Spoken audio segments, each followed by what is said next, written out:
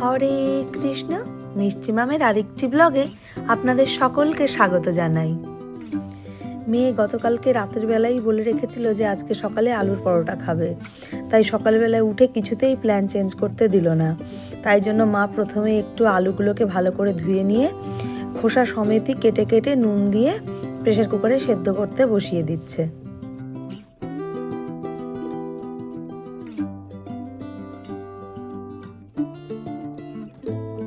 আলু সেদ্ধ করতে দিয়ে দিয়েছে, আর আমি এদিকে ধনেপাতা, আদা, কাঁচা লঙ্কা কুচি করে দিয়েছি। আর এদিকে একটু বের করে রেখেছি ফ্রিজ থেকে সস, আর তার সঙ্গে টক দই। টক দই ছাড়া আমার পরোটা খেতে ভালো লাগে না, আর মেয়ে আর মা খাবে সস দিয়ে। যাই হোক, মা এদিকে প্রথমে আটাটাকে মেখে নিচ্ছে, যেরকম নুন দিয়ে আর জল দিয়ে আমরা রুটি করার জন্য আটা মাখি, ঠিক সেরম করে। এখন তো আমার মেয়ে বিভিন্ন রকম বায়না করা শিখেছে, আর আমি আর মা চেষ্টা করি বেশিরভাগ সময় সেই বায়নাগুলো পূরণ করার। জান, ছোটোবেলায় একদম ও খেতে চাইতো না। ওর খাওয়া নিয়ে আমি এত চিন্তিত থাকতাম যে আমার নিজের স্কুল, আমার নিজের শরীরের প্রতি যত্ন, নিজের খাওয়া দাওয়া কোনো কিছুই আমি ঠিক করে করতে পারতাম না। সারা দিন শুধু আমার চিন্তা যে মেয়ে কীভাবে একটু খাবে। তার জন্য আমার মা বাবাও ভীষণ কষ্ট করতো। যারা দেখেছে তারা জানে যে আমার মেয়ে কেমন ছিল আর এখন কেমন হয়েছে। যদিও এখনও সে একেবারে আহামরি কিছু খেতে ভালোবাসে না, তাও আগের থেকে অনেক অনেক ভালো হয়েছে। আলুগুলো প্রচণ্ড গরম রয়েছে, একটু যে ঠান্ডা করে নেব সেই সময়টা আর হাতে নেই, তাই আমি তুলে দিচ্ছি, আর মা এক এক করে খোসাগুলো ছাড়িয়ে নিচ্ছে, তাহলে বেশ তাড়াতাড়ি হয়ে যাবে। এখনও ভাপ বেরোচ্ছে। যাই হোক, মা হাতা দিয়ে একটু ভেঙে নিচ্ছে, তাহলে খুব তাড়াতাড়ি জুড়িয়ে যাবে। আবার একটু না জুড়লেও পুরটা বেশ ভালো করে বসবে না, মানে অসুবিধা হবে বেশি গরম থাকলে পরে। যাই হোক, আজকে আমরা নিরামিষ আলুর পরোটা তৈরি করছি, তাই জন্য সমস্ত কিছু নিরামিষ জিনিসই যাবে।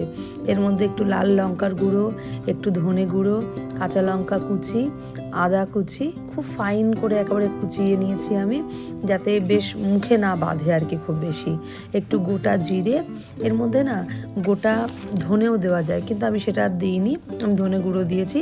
আর একটু বেশি করে ধনে পাতা কুচি আর লবণ, এই দিয়ে খুব সুন্দর করে আলুর পুরটাকে একেবারে নেড়ে চেড়ে মাখিয়ে নিতে হবে। ব্যাস, এই আলুর পুরটারই যা স্বাদ না, যে মানে এমনিই খাওয়া যায়। যাই হোক না কেন, এই পুরটা রেডি আমাদের হয়ে যাচ্ছে। এরপরেই আমরা শুরু করে দেব পরোটা তৈরি করা।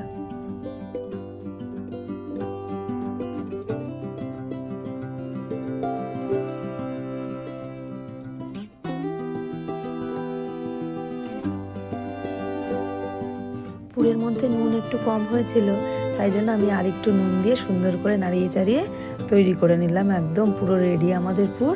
এখন শুধু গরম গরম পরোটা ভেজে নেওয়ার পালা।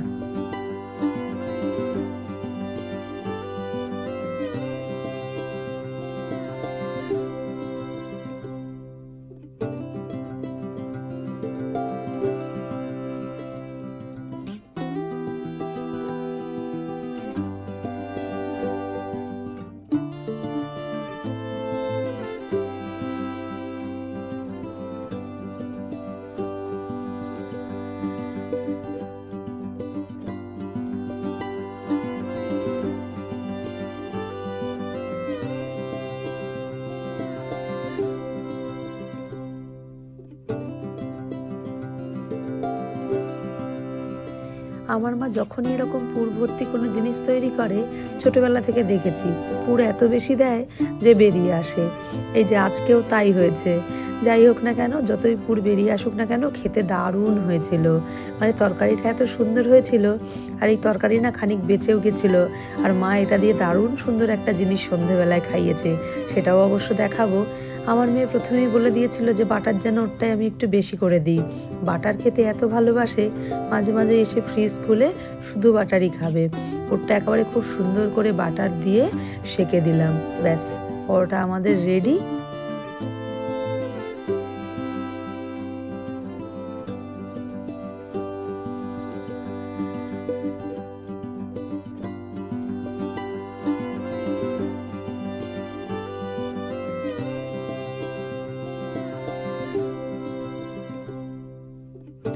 প্রথম পাওয়াটা রেডি, আর মেয়েকে দিয়ে দেবো আমি এটা, আর সাথে একটু দেবো সস।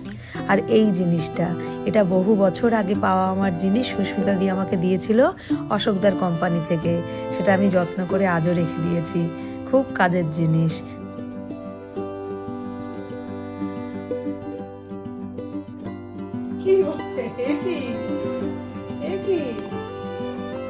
পরোটা কে রে কাঁটা চামচ দিয়ে খায়?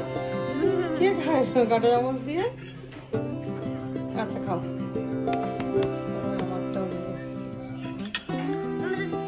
একটু সস দিয়ে দাও আমার তো থেকে। একটু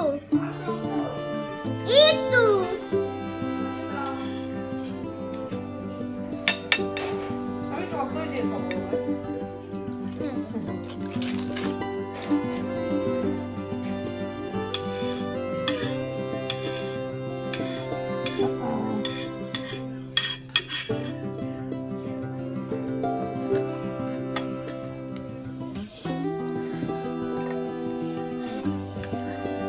এটা এত বেশি পুর দিয়ে দিয়েছে।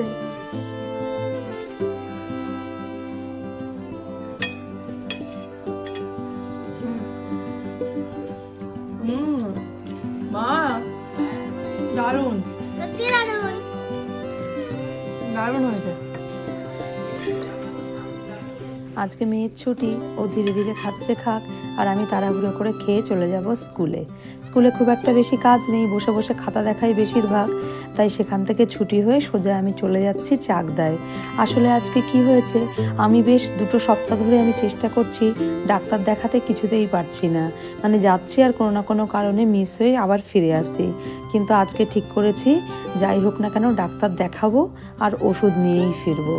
আর দেখুন এখানে দেখছি কমলা লেবু 2 ঝুড়ি পাশাপাশি যেমন বসে রয়েছে, আর এই 2 ঝুড়ির যে মালিক তারা দুজন পাশে দাঁড়িয়ে দাঁড়িয়ে কি সুন্দর গল্প করে যাচ্ছে। আমার এই ব্যাপারটা ভীষণ ভালো লাগলো, তাই ভাবলাম ক্যাপচার করে রাখি। এই চাকদাতে আমি নেমে পড়েছি। এখানে এসে দেখি প্রচণ্ড ভিড়। গত সপ্তাহেও প্রচণ্ড ভিড় থাকায় আমরা ফিরে গেছিলাম, কারণ আমার মেয়ের পরীক্ষা ছিল। যাই হোক আজকে ভেবেছি যে করেই হোক দেখিয়ে যাব। আর এখানে এসে আমার পরিচয় হলো সাজবাতির সঙ্গে। এত মিষ্টি মেয়ে, সারাটা সময় গল্প করতে করতে কিভাবে কেটে গেল বুঝতেই পারলাম না।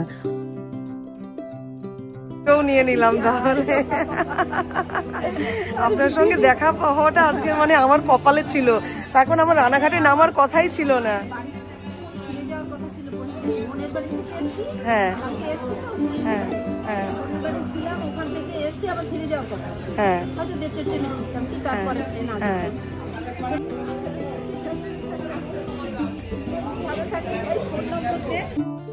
আজকে কপাল গুনে দেখা হয়ে গেল আমার ছোটবেলার শিক্ষিকা পুষ্পদির সাথে।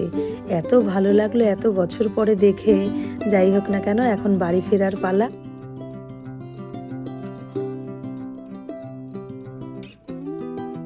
আজকে আমার আর আমার মেয়ের নিমন্ত্রণ রয়েছে একটা কালী পুজো বাড়িতে। আসলে ওটা আমার বরের বন্ধু, যেহেতু বর থাকে না তাই বেশিরভাগ নিমন্ত্রণগুলো আমরাই রক্ষা করি। আর বাড়িতে এসে দেখছি ওই যে বলেছিলাম সকালবেলা সেই আলুর পরোটার যে পুর, সেই পুর দিয়ে মা এই শিমলা মির্চের মধ্যে লাগিয়ে কিভাবে দেখুন কি সুন্দর লঙ্কার চপ বানাচ্ছে।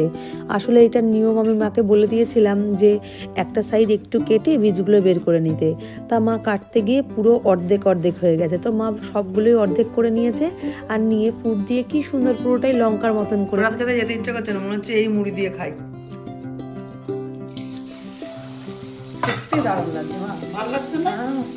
আর কি মগু লঙ্কা।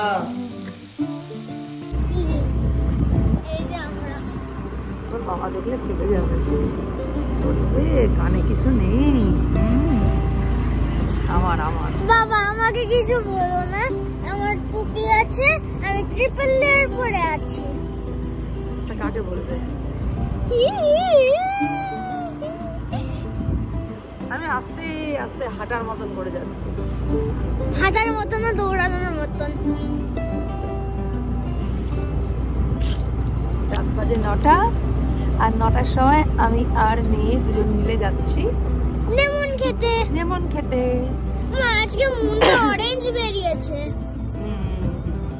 দাঁড়াও, আসার সময় আবার দিদিরা আসবে শুনে মা আবার 5টা প্যাক করে দিয়ে দিয়েছিল, যাতে ওরাও একটু খেতে পারে।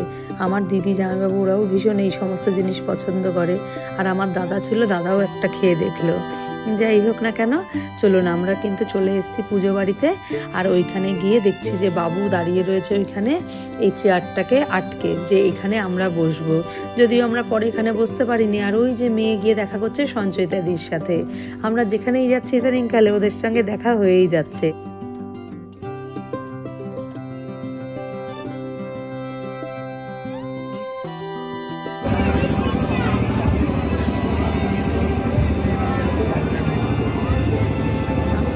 এটা খুলে ফেলবো নাকি? তাই আসো, এখানে আসো। হ্যাঁ, আমি তো ভাবছি মনে হয় ঠাকুরের মুখ দেখতে পারবো।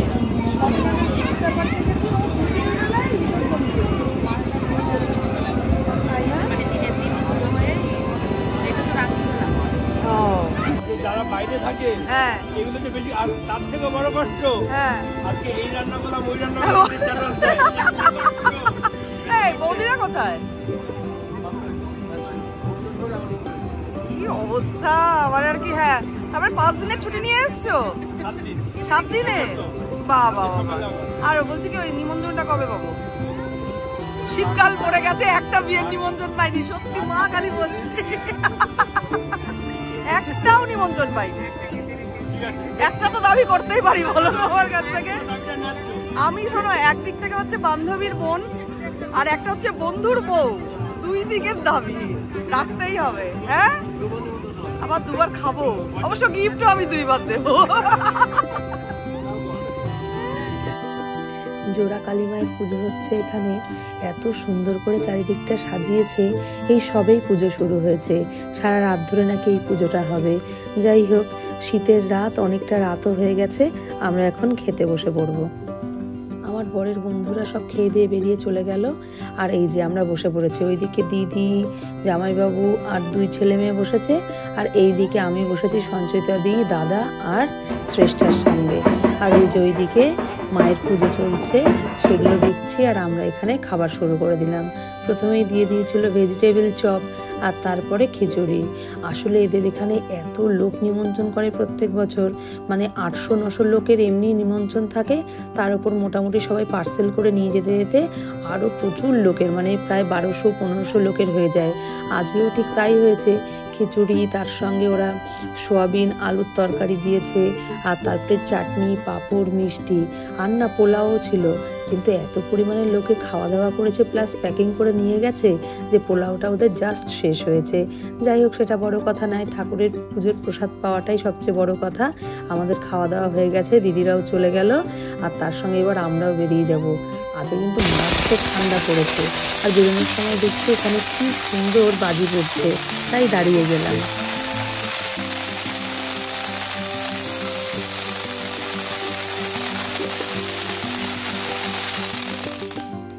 আজকের মতো ভিডিওটা এখানেই শেষ করছি।